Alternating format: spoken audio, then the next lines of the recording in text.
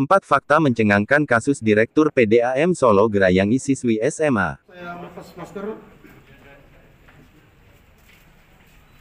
Kasus pencabulan anak di bawah umur yang dilakukan seorang Direktur Teknis PDAM Solo, Triatmojo Sukomulyo alias Mojo berhasil diungkap Satreskrim Polresta Solo. Korban, sebut saja bernama Bunga merupakan anak di bawah umur yang masih berstatus pelajar di sekolah menengah atas di Tangerang. Kapolresta Solo Kombes Pol Ade Safri Simanjuntak menjelaskan, modus yang dilakukan tersangka adalah membantu korban mengusir makhluk halus. Selain itu, tersangka juga menjanjikan akan membantu korban dalam proses belajar. Ketika ibu korban tidak berada di samping korbannya. Berikut ini 4 fakta mencengangkan kasus yang menjerat Direktur PDAM Solo.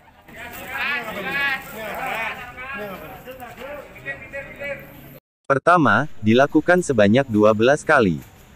Kapolresta Solo Kombes Pol Ade Safri Simanjuntak menjelaskan, dari hasil pemeriksaan, pelaku sudah melakukan aksi bejatnya sebanyak 12 kali sejak Desember tahun 2021 hingga April tahun 2022. Aksi tersangka kepada korban itu sudah dilakukan sejak bulan Desember tahun 2021 hingga April tahun 2022.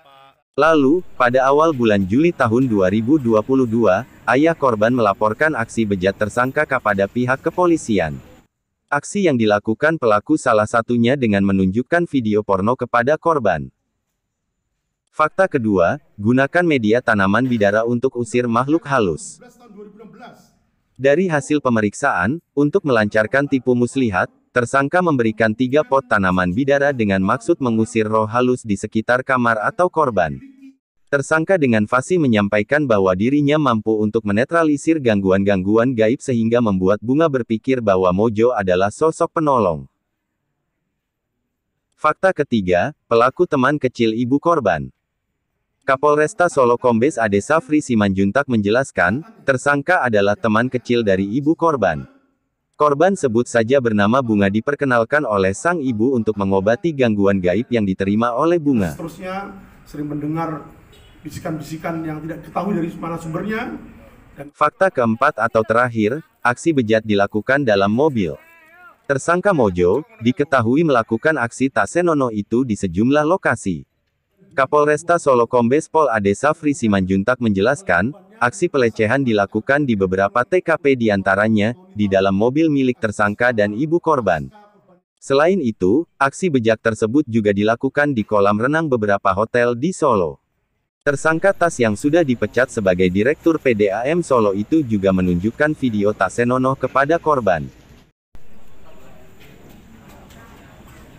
Nah, itulah fakta terkait kasus pencabulan yang dilakukan oleh Direktur PDAM Solo.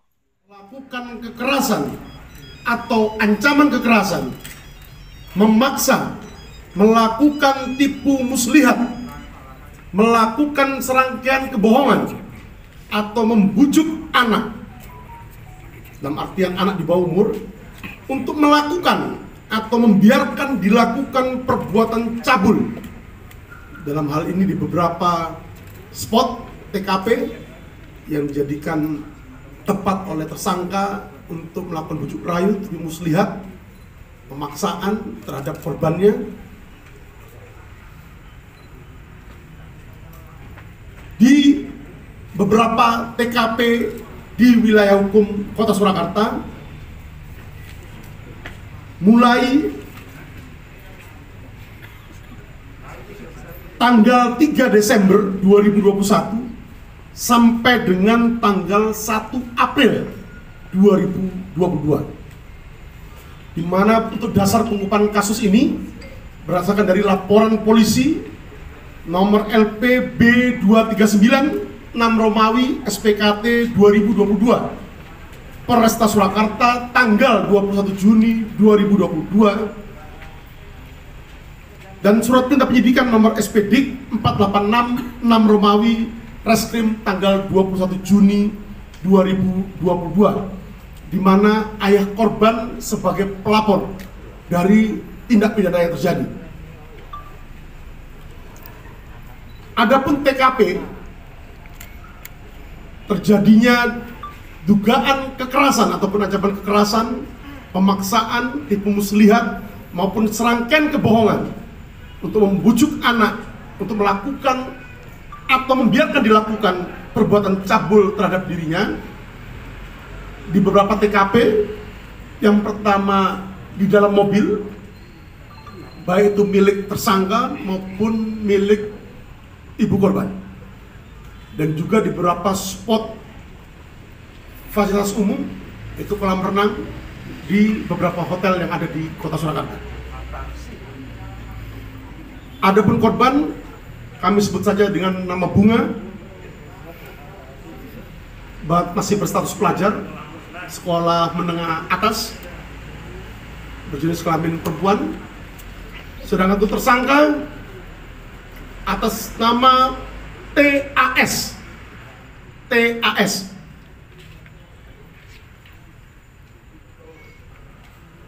Tanggal lahir 8 April 1969, laki-laki, pekerjaan salah satu direktur di perusahaan umum daerah Kota Surakarta, beralamat di Purwosari, Laweyan, Kota Surakarta. Adapun motif ataupun modus operandi yang dilakukan oleh tersangka terhadap korbannya, Bunga, itu dilakukan oleh tersangka dengan cara melakukan tipu muslihat.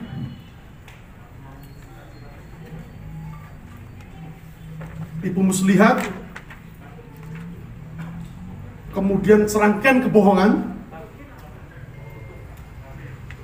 maupun kekerasan terhadap korbannya di beberapa spot yang tadi sudah saya sampaikan, baik itu di mobil korban, mobil tersangka, mobil milik ibu korban, maupun di beberapa spot fasilitas umum, dalam hal ini adalah kolam renang di beberapa hotel. Berawal dari tersangka ini terjadi komunikasi antara tersangka dengan korbannya,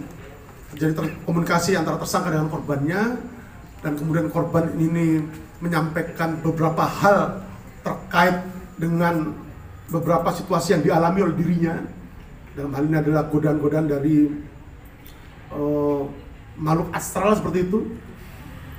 Kemudian oleh tersangka ini kemudian disambut bahwa yang bersangkutan bisa untuk mengusir roh-roh halus yang ada di dalam tubuh korban, seperti itu.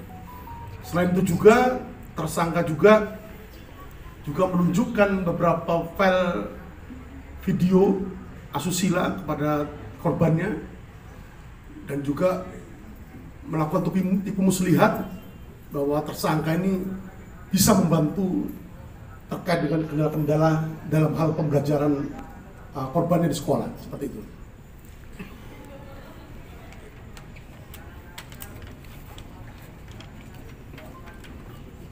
Untuk tersangka sendiri, dari hasil penyelidikan yang dilakukan oleh tim Satreskrim Polresta Surakarta, kemudian penyelidikan yang dilakukan gelar perkara dan ditingkatkan menjadi status sidik, dari status penyelidikan menjadi status penyidikan, dan kemudian dilakukan gelar perkara kembali untuk menentukan tersangka. Dan pada hari Senin tanggal 4 Juli 2022 kepada tersangka TAS dilakukan penangkapan. Dan pada tanggal 5 Juli 2022 terhadap tersangka TAS telah dilakukan penahanan di Rutan Polresta Surakarta guna penyidikan lebih lanjut dari kasus ataupun dugaan kasus yang dilaporkan oleh ayah korban. Beberapa barang bukti yang berhasil disita oleh tim penyidik Satreskrim Polresta Surakarta, di antaranya adalah 3 tanaman ataupun pohon bidara dalam sebuah pot, dalam 3 buah pot yang berhasil kita lakukan penyitaan, di mana pohon bidara ini digunakan untuk melakukan tipu muslihat terhadap korbannya, bahwasanya dengan pohon ini ditaruh di kamar korbannya, maka semua roh halus itu bisa sirna atau bisa tidak mengganggu kembali, seperti itu. Kemudian kami sita juga beberapa unit HP yang merupakan dokumen elektronik yang kita jadikan barang bukti mendukung pemenuhan alat bukti dari pasal yang dipersangkakan terhadap tersangka oleh tim penyidik Satreskrim Polresta Surakarta. Kemudian kita juga sita beberapa dokumen. Jadi terungkapnya kasus ini berawal dari ketika korbannya ini kemudian mengutarakan seluruh hal yang menimpa dirinya, kejadian-kejadian yang menimpa dirinya yang dilakukan oleh tersangka TAS ini kepada guru bahasa Inggrisnya. Kemudian dari situlah kemudian penyidik kemudian berhasil mengungkap fakta-fakta peristiwa yang terjadi dari dugaan tindak pidana yang terjadi.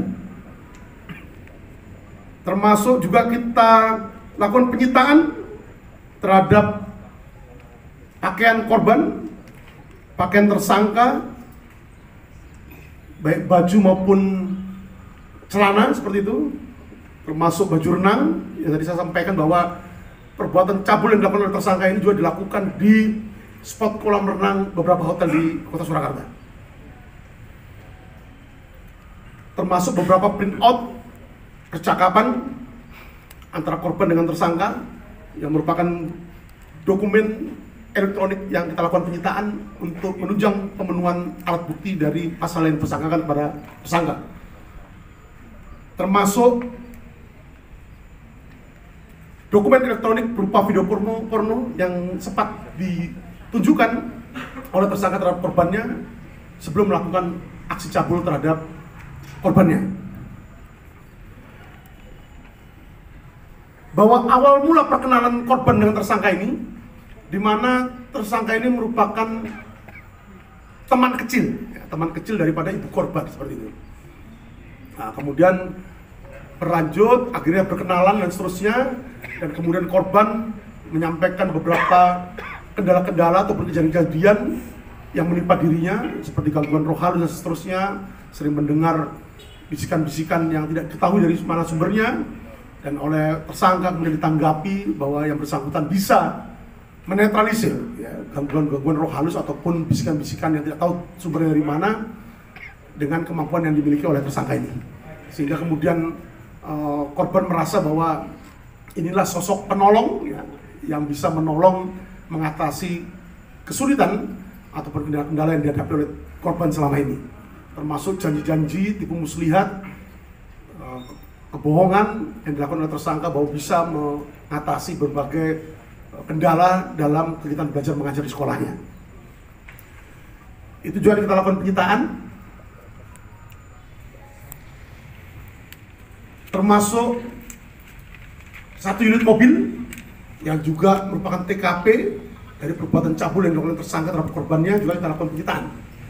Jadi setiap kali melakukan aksi cabulnya ini, jadi tersangka melakukan aksinya ini ketika ibu korban tidak berada di samping korbannya. Ketika ini bukan.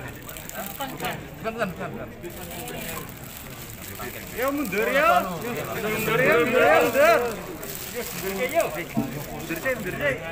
Sorry. Nah.